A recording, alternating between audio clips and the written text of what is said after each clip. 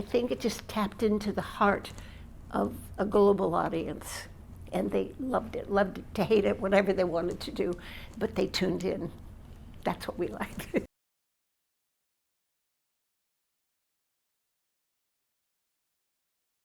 So is this your first time being part of the Yellow Rose Gala? Yes, it is. This is my first time. I know, and I've known Cherie Wilson forever and ever. Amen. And, she has this heart bigger than dozens and dozens of yellow roses. And, it's because, and she's been doing this all her life, giving to people, making people smile, making people happy, on and on and on. And, she's just one of the most generous, most wonderful, beautiful soul people that I know. And honestly, she's a friend, a true friend. Do you have any connection to MS at all, personally? Anybody in your family or? No, I don't. But I know a lot of people that, a friend of Cherie's has MS. And it's my dream is to have all of those diseases that we've all heard about forever and ever. It's like, isn't there a cure? And I think there is. And I think it's time to just to stop talking about it and say, look, we found a cure. Look, we found a cure to that. Look, we found a cure to that. And, that's what I wish for. Those are big dreams, but why not dream big? What do you think of your portrait? I love my portrait, and I love Mario for doing it. I was just like stunned. It's hard to be stunned and love something that is of you. It's a portrait. It's like, oh yes, of course, fabulous. That's not the deal. Mario, gets the essence of the person. And, just looking around the room and seeing, Cherie, it looks like gorgeous. Beyond gorgeous she is. And then and Patrick. And then he really got Larry. He really he captured Larry. But he captures everybody. He captured the horse. It's like, oh my God. A true artist. He's in the room, and I can say to his face, he's a true artist. How often do you get back to Dallas? As often as I can. I love being here. I love the people here. I love the memories that have been part of my life. I started coming here in 1978, and that's a long time ago, and Dallas was much different. And I remember, I've got a funny story about the mansion. Can I talk about the mansion being here? Okay. Years ago, when we first started coming, I think we stayed in a terrible motel and something is no longer there. So, and then we had a couple condominium places along. And then when the show started making money, etc., I knew I had to keep coming back. And I had a family, and it was really hard with children and husband, and I had horses and cats and dogs and chickens and a pig. And a pig was named Bacon. And so anyway, I had this life, this huge life, and I lived outside of LA. And so this was for me, for Mom, to get up, pack up. The kids were in school, and I had come to Dallas for like 2 months at a time. And during the summertime, they would alternate coming with me, but it was still hard. I'd work those crazy hours and come back to the house. So one year, I decided I needed a place, not a home. Larry had a home, Patrick had a home, but I needed a place to come in. But I was single, woman, by myself. So somebody said, stay at the mansion. So I did. I thought, the mansion, wow, this is beautiful. Anyway, long story, I'm talking too much, but anyway. I came here, and then I just loved it. Very quiet. I was just peaceful, get in my car, go to work, come back. So one day Larry came over, and his wife, Larry and Mai, came over. And they walked in and they just kind of looked around like this. And it was like, oh, Miss Gray, nice place you're living in. The next day, Larry and his wife, Mai, moved into the penthouse. And quiet was over. There was no quiet anymore. So anyway, here we are, sitting in a little room in the mansion. So I have such great memories. I know a lot of the staff that's here. Most of them retired. But, just fabulous memories. Why do you think the show resonated and still resonates so much with people? I think it's family. Dysfunctional at its best. No, I think early on, because it was long before we had VCRs and streaming and all these 9 million channels, and it was appointment television. You had to go in your room, whatever room, and sit down. Grandma, mom, dad, kids, dogs, whatever.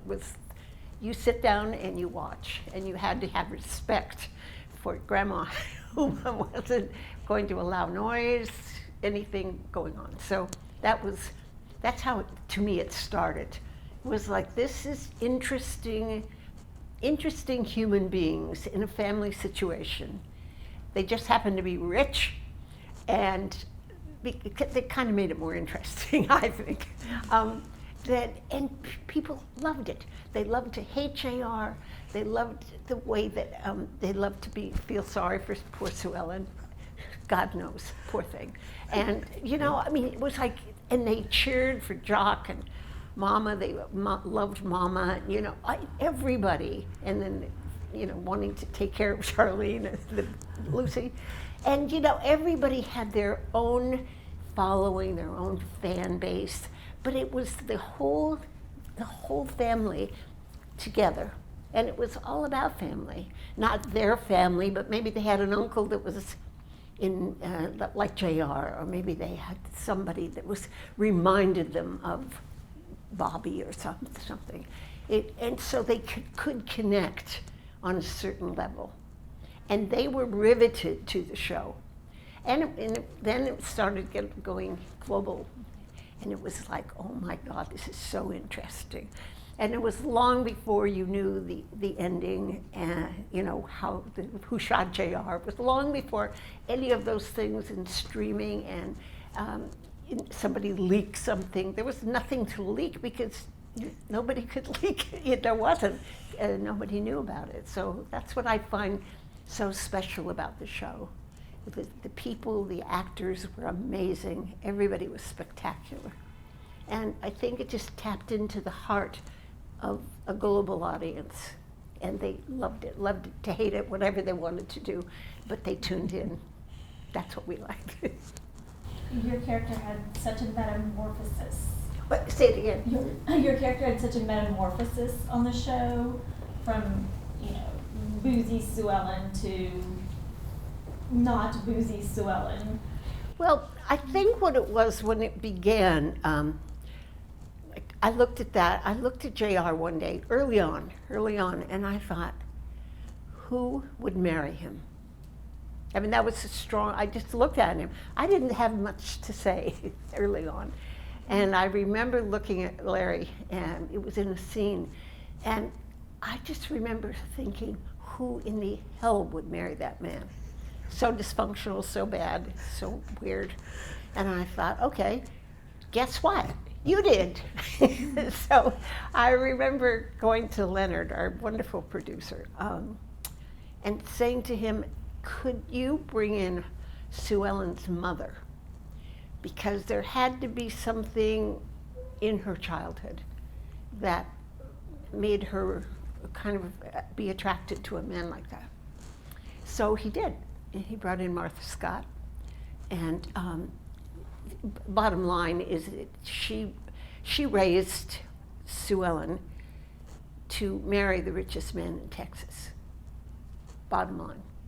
She groomed her, and she became Miss Texas, and that appealed to J.R. Ewing.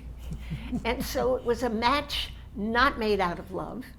It was made out of some kind of ego dysfunctional thing between the two of them. And that's why they ended up together. This is my interpretation. But it seemed to fit, and it kept on fitting and feeling right. And then when something would happen between the two of them, and he would go astray, then she'd have to do something to counterbalance that. It's kind of like, oh yeah, watch this. And the games would start. But I think that's what kept it interesting. And it kept going, and it kept going, and they're fighting, and then they're getting back together. And I think that does happen to a lot of people in real life, where they can't live with each other and they can't live without each other. And so for me, it was a psychological play. It was cat and mouse kind of thing. Like who can, one ups the other one. Did you outgrow that as a character, though? Did I what? Outgrow that as a character somewhere? I remember hearing that you said you weren't going to continue with that. Well, it was, when you follow society, it was when women were becoming stronger. They weren't just the victim and the wife, and she was bored and frustrated and would take to alcohol. Which is what a lot of women do. I mean, when you look back in history, and Betty Ford, she came out and said, I have a problem, and did something about it. But society was kind of on a parallel. Mm-hmm. And I remember saying again to Leonard, our producer, I said, things are changing, and women are not just victim, they're taking the drink and, buying a new outfit or something. They're getting their lives together and focusing on what they want, and not being, the little wife on the side and, getting dinner ready and all that. It's not happening. They're growing, they're becoming who they are. And that has to show on our show. What are you most proud of? Most proud of? Ooh, many things in life. But if we're talking about the show, most proud of the fact that I hung in. There were a lot of things with the show. I had to fight a lot. Not fight a lot, but I'll just tell you a tiny little story. When I was asked, it was season 8, I think, and that's when people negotiated for more money. And I didn't want more money. I wanted to direct one show in 52. 52 was coming up. I wanted one. And I had studied with a wonderful female director, Lillian Chauvin. And so I studied with her for a year, and she said, you're ready. If you want to go, try to see if they'll let you direct. And anyway, they said no. They said, no, we don't want you to direct. We only want you to act, and end of story. And I said, okay. And they said, want any more money? No, I want one show. And they fired me at the end of season 8. And so I was driving home, and when I got home, Larry called me, and he said, so I'll see you next season. And, we had a great 8 years, and blah, blah, blah. And so I said, well, I was just fired. I'm not coming back. And there was this thud on the other end of the phone. It was like, what? And so anyway, Larry and I had a long talk, and I said, I really want to direct, and I've studied. It isn't just like, I want to direct, like, something I wanted without any background. So we had a long talk, and then they finally ended up saying, okay. And then I had to give him another year. It was a mess. It wasn't very supportive. And so Larry said to Leonard, he said, if she goes, I go. Now, that's not going to happen. Mr. Hagman walks out. No, that's not going to happen. So I knew they would cave in on that. So they wouldn't let Mr. Hagman go, of course. So they acquiesced and hired me back. And so I got to direct. But the funny part is, when you see Dallas, you open a script, there's two people in an office, in a bed, in a restaurant, in somewhere. There are around two people per scene. My script was a costume ball on the island of Martinique with live German Shepherd dogs, gurneys, all kinds of things. And I thought, I got it. I know what they're doing. They're trying to bury me. They were trying to say, you want to direct, honey? Look at this. And it was tough. It was like, oh my God, this is crazy. Anyway, so then they said, we need a sunrise. So the director and I, or the cameraman and I, went to Malibu, not Martinique. In lieu of Martinique, we were in Malibu, and we had to get the sunrise every morning. So we got our coffee, we bundled it all up, and sunrise never came, went into fog. So that happened every single day. So I called Leonard and I said, Leonard, I can't get the sunrise. It's going up into the clouds. And he said, well, just keep going. I said, can we do stock footage? We must have a sunrise somewhere. And he said, nope. And I thought, okay, I want to direct. I have to stay there every single day. So every single day we waited for this non-existent sunrise. And at the end they used stock footage. But it was like my baptism by fire. And I did it, and that was it. It was a tough show for me, but I didn't care. I loved it. I loved working with all the people. Such a joy. When people say, I love going to work every day, that's how I felt every day. It was seeing my friends and, just lovely, lovely. Do you still direct? No. I ended up doing maybe 5, and I felt really good about it. And I thought, I've done it well. Next. And that's my favorite word. Next. And what do you do these days? I do everything. I guess I was born loving life, and that's been the way I've kind of gone through life. It's like, oh, this is fun. Let's do this. Let's try that. Last year I walked the Camino de Santiago in Spain, and it was like that was a joy for me. It was like, let's do something that you've always wanted to do. That sounds exciting. It's outside. It's my son had passed away, and so I took his ashes with me, and we walked together. That was a tough one.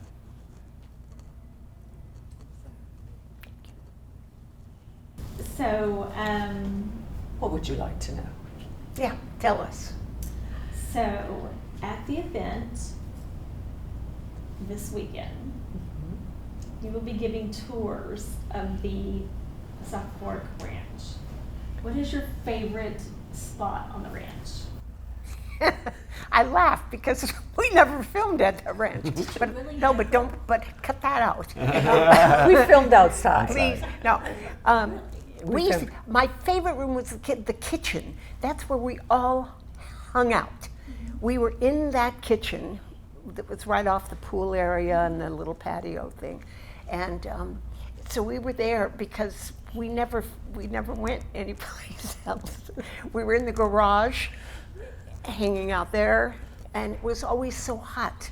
So our favorite room, all of the entire family, we were all hovered around the kitchen table. Any place inside was our favorite place in the house. Well, isn't it that the owners that lived there at the time didn't want people going in and out? Yeah, Or something? right. Yeah. They were on summer vacation, and they allowed us to film, and so that's why all of the pool area and all of the outside and, go ahead. No, early on, I think this was before you. Uh-huh. Nothing was ever before you because she's always been. Too but sweet. early on, before Cherie, we would film out around the pool, around the table, the famous breakfast table. But at that time, they roped off around the swimming pool so that the people, the fans, could come and stand around and watch us film, honestly. And we hated it because somebody would like sneeze and then it would like cut and then we'd have to start over. That made us nuts, but it made the happiest crowd. They were so happy. They were like this, watching and listening to our crazy dialogue. But we were so happy when that stopped, because they were there like people standing around with the roped off area while we filmed. Can you imagine doing that today? No, that's like live TV. Yeah. With a live audience. No, No, thanks. no. Not when you have to. Especially there was a lot of drama and a lot of very emotional scenes. If somebody, all of a sudden decides that, hits his, I'm going to have a coughing fit, or a That's what sneezing happened. fit. Yeah. Oh, that would be awful. How much do you miss Larry? Oh dear. Like oxygen. Yeah. He's I miss just, him every day. I mean, I do. Larry was Larry for me. He had a lot of great advice. Like I said, he wasn't just JR for people. He was for people, but he was the monk of Malibu, and he was to me. I don't think my genie bottles would have ever got off the ground if it wasn't for Larry and his support.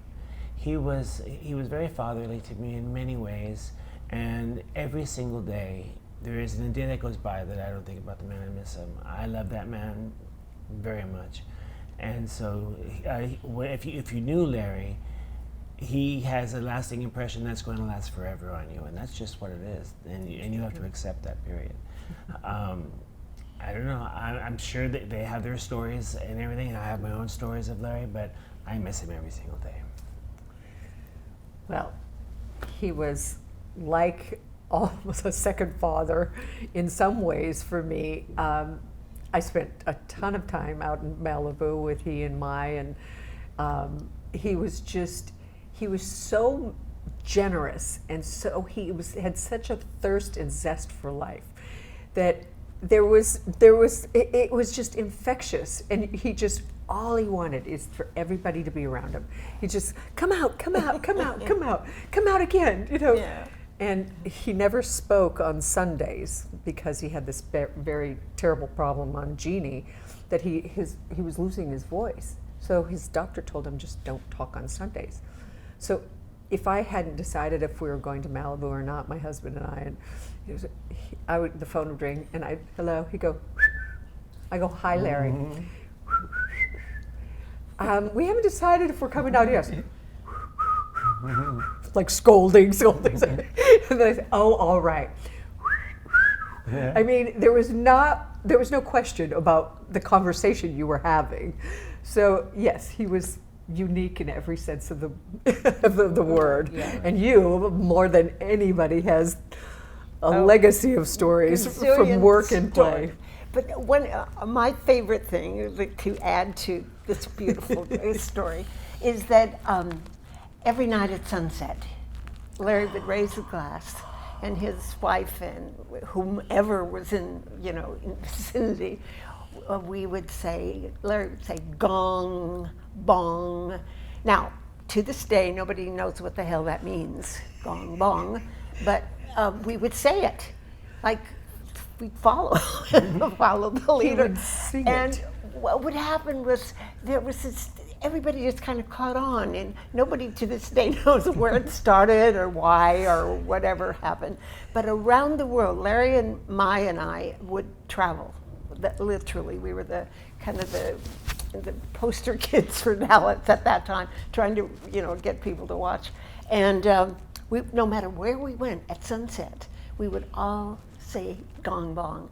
So the beautiful thing to me is that I've moved out of Los Angeles, but every night when there's sunset, it's gong bong to Larry. I think gong bong translates to don't worry, be happy, Feel good. That's Yeah, exactly he what had it it was. etched in his mirror Yeah. every day. That's what he woke up to. that there's beautiful memories that we all, I mean, So sweet. after he's gone, he's been, what, 10 years he's been That's gone? in 2012, yeah.